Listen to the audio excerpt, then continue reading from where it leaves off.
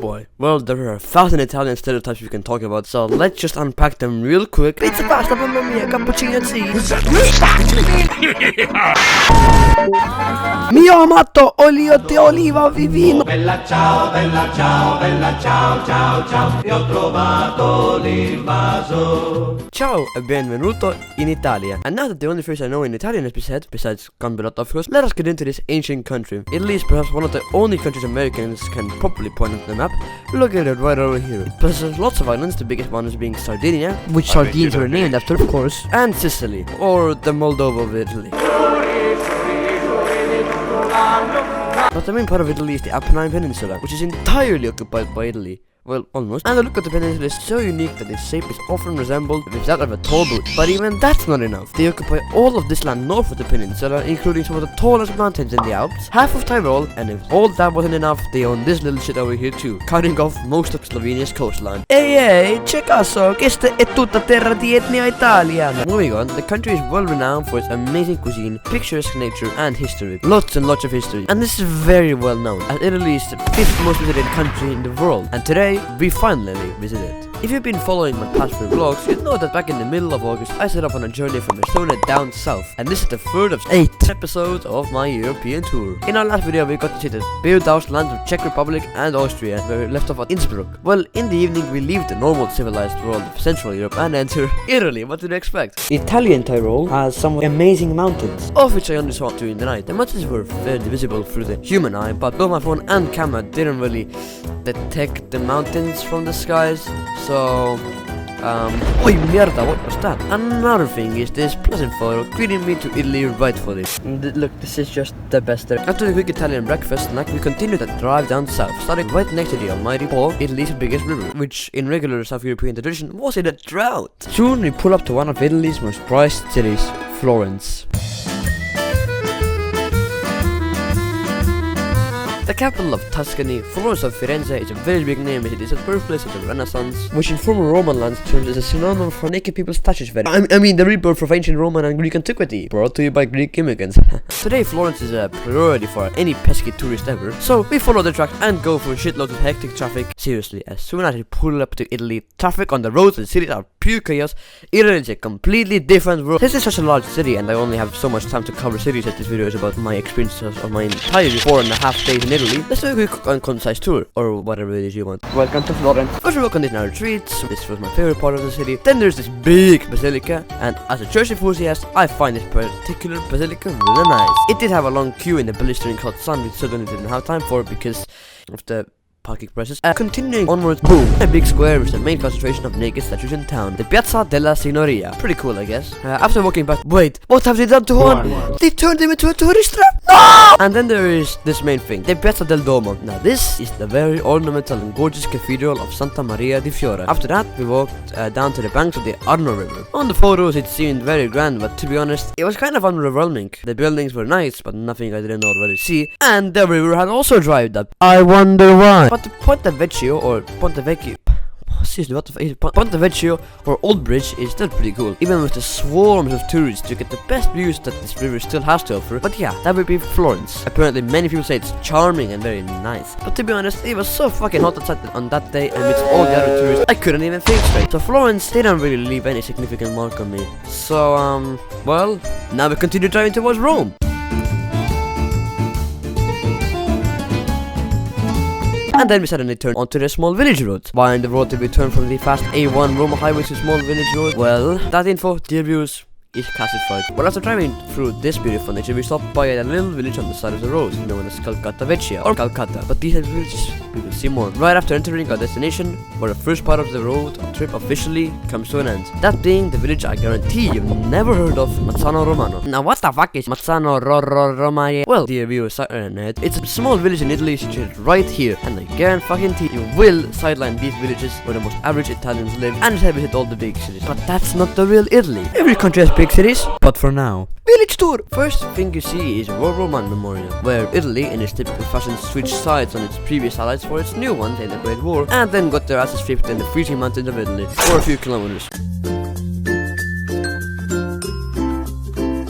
Moving on, there is this place, which today serves as a parking lot for old Fiat. But this place holds a deep past. Since 1563, it used to be a monastery, which was destroyed only in the 40s. Again, Italy switching sides and losing loads of men regardless. Then there is this street on the edge of the village. The houses here are very similar to monasteries, except that rather than having them as a place of holy worship, they have worship not burning to death in the heat. And also this place has cats are wandering around. This is the local security guard. How is? Life good? Yes. Then there is this town hall and a number of cafes and restaurants. So word on the street was waste car. There was a hidden waterfall right below the city, and we went to check it out. And god damn, it's cool. Then there's also this tiny river, which is still larger than even the biggest river in Estonia. Oh my god, bro. Oh, hell. And to top it off, one interesting fact is that this village is very ancient. It was built first during the Etruscan times and would naturally by its position be absorbed into B-Tech ancient Greece, aka ancient Rome. But yeah, that would be really true. The next day was my birthday, and for that, there was only one thing to do. Go to the big capital, Rome.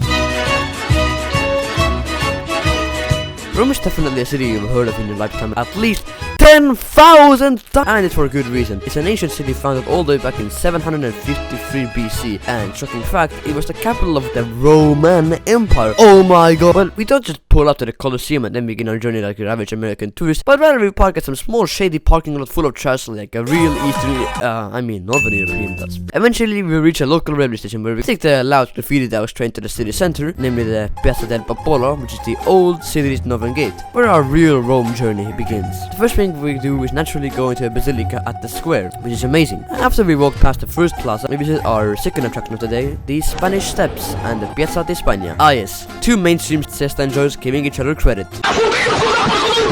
Soon we reach this thing, which is really just an ornamental fountain, including a naked man statue of course, but with oh my lord how many tourists. And then we reach what is probably the oldest religious building in Rome. No, not that. And that would be none other than the Pantheon. Today is a church and major tourist attraction, but it was built long before Jesus spawned and was put on a cross.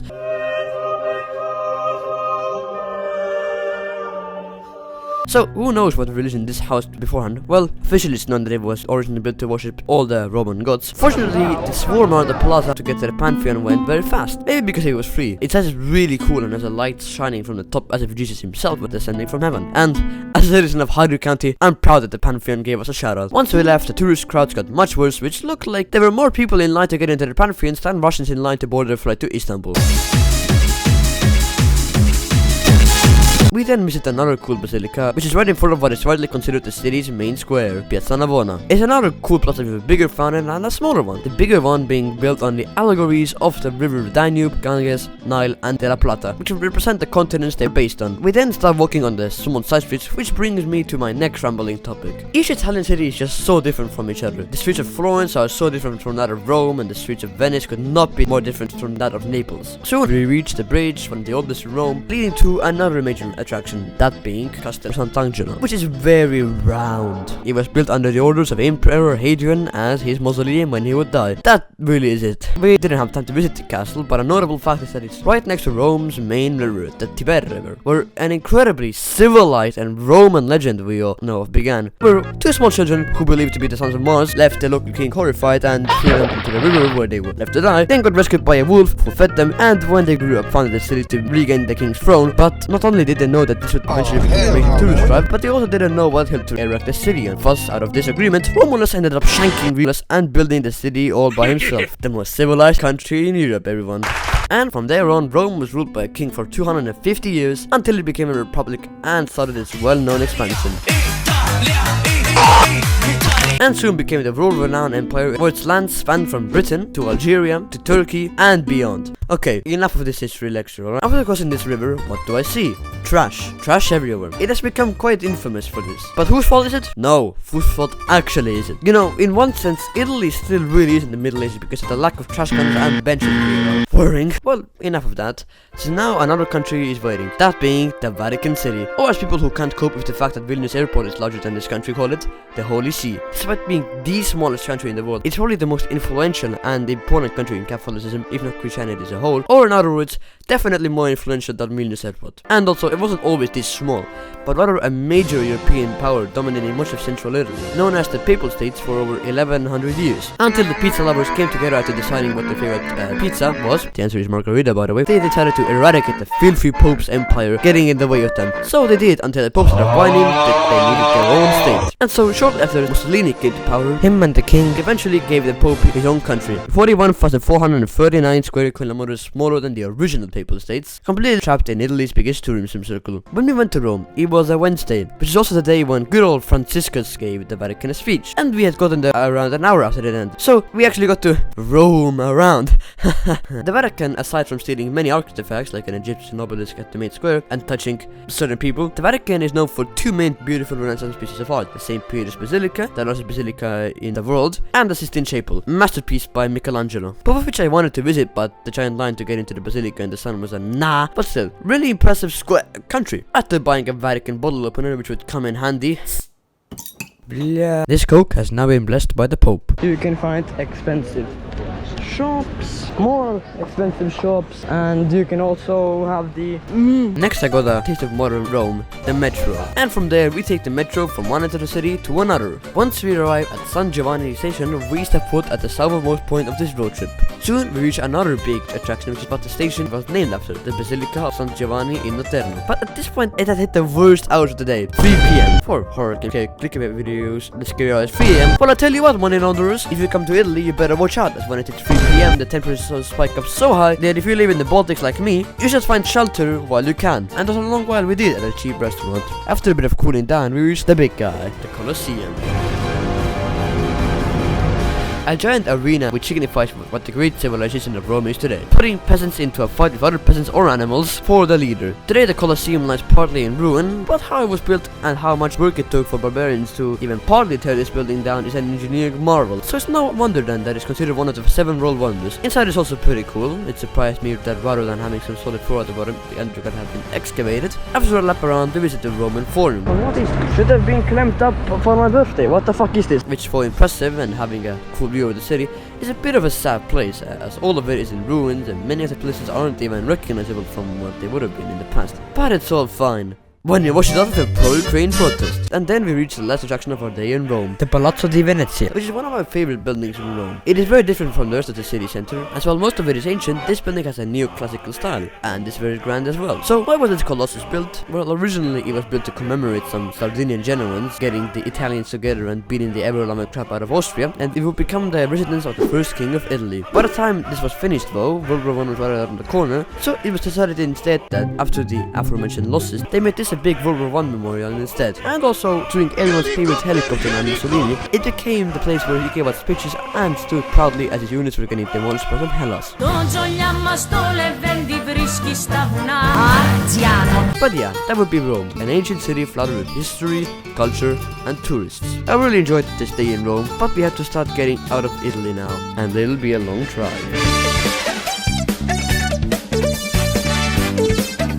The journey from Mentana to the coast was very scenic until we started itching to get into the sea. Now, normal tourists would head to the popular beach town of Rimini, but that's not what we did. Of course, we thought that since it's so crowded there would be so many slimy vacationers. So, we instead opted for the next exit from the highway to the coast, and that's what we did, in the typically mediocre beach town of Pesaro. When we were pulling up to the beach parking lot, we expected a nice parking space and a direct road to sandy beaches with few people, but in reality, the parking lot is a tight shitty one on the side of the road. You need to cross actual train tracks to get to the beach, and it's hella overcrowded. So, we abandoned that thought and do something way cooler. Go to the second microstate inside Italy, San Marino. And since we naturally didn't enter from the highway at Rimini like the average person would, the journey into and inside San Marino would be thrilling.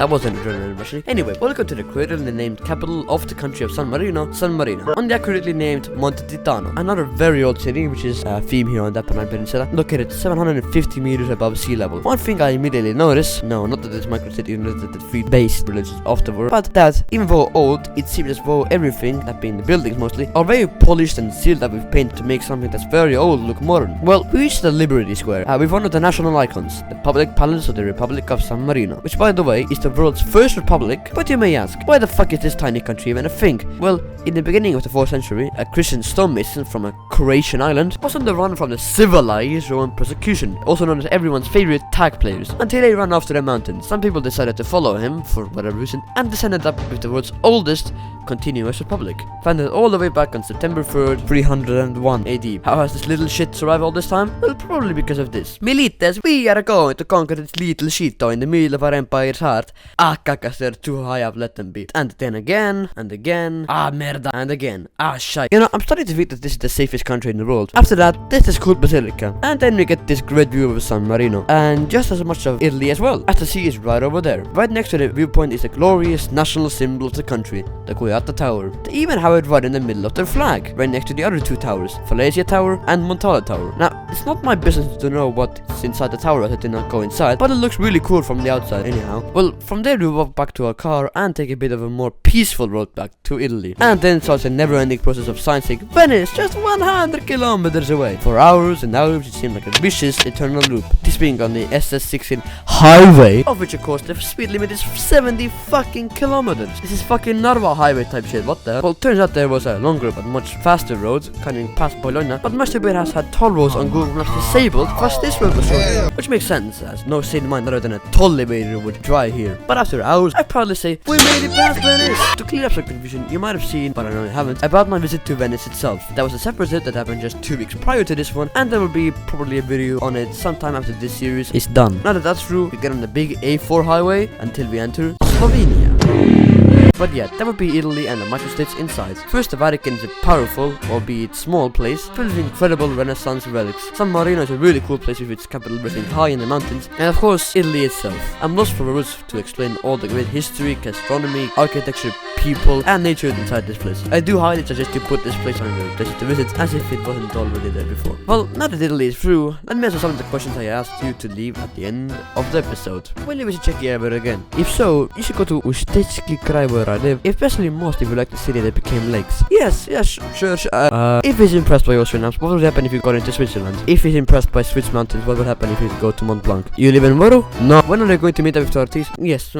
Yeah. Can you visit Romania? This was actually on my list of places to visit without spoiling much, but it just, we would need a few more days. But that's all the time we have for the day, so enough of these questions, as we're about to dive headfirst into the Balkans.